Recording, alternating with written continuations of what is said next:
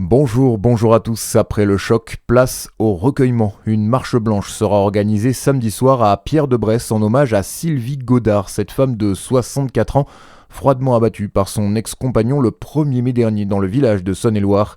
Le mis en cause, originaire du Jura, s'est suicidé. Après les faits, il avait déjà été condamné pour violence conjugale sur une ex-compagne en 2009.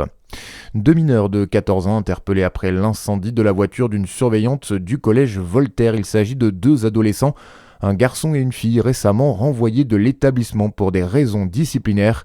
Un incident qui a choqué la communauté éducative. Les enseignants ont exercé leur droit de retrait lundi. Les cours ont repris normalement hier matin et un représentant de la préfecture et le directeur de la police départementale du Doubs se sont rendus sur place pour apporter leur soutien au personnel. Les États-Unis préparent-ils leur départ définitif du conflit au Moyen-Orient? Donald Trump a annoncé cette nuit la suspension de l'opération américaine d'escorte de navires à travers le détroit d'Ormuz, une opération en place depuis seulement un jour. Plus tôt, hier, Marco Rubio, le chef de la diplomatie américaine, a aussi assuré que la phase offensive contre Téhéran était terminée. En France, la menace de Total face à de possibles nouvelles taxes. Le patron du groupe affirme dans le journal Sud-Ouest que le distributeur ne pourra pas maintenir son plafonnement en cas de taxes sur de super profits pétroliers. Patrick Pouyanné dit n'avoir aucune honte face aux profits engrangés depuis le début de la crise au Moyen-Orient. Total Energy ne doit selon lui pas s'excuser de performer.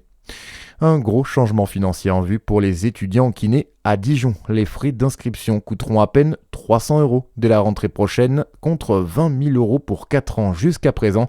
L'IFMK va en effet quitter le secteur privé pour intégrer l'Université de Bourgogne. C'est Jérôme Durin, le président de la région, qui a officialisé la nouvelle hier lors d'une visite de l'établissement. La Bourgogne-Franche-Comté compte près de 780 étudiants en kiné, dont plus de 300 à Dijon. Un pâtissier chocolatier déjà bien connu des Rousses a ouvert une seconde boutique dans le Haut-Jura. Depuis le 1er avril, Grégoire Maury a repris à son compte la boulangerie Salon de Thé située à proximité de Carrefour Market. Reconnu par le Goemio, l'artisan prône le fait maison et veut redonner ses lettres de noblesse à la boulangerie traditionnelle. Rencontre au micro de Charlie Chevasson. De promouvoir des acteurs locaux, comme le minotier, comme les gens qui fabriquent le beurre, le chocolat. Et ensuite, nous, on fait que de les sublimer. Du bio, moi, j'ai pas envie forcément d'avoir l'appellation, mais c'est vraiment des farines anciennes, sur meule. La pâtisserie sont sourcées au plus près de ce que je peux faire.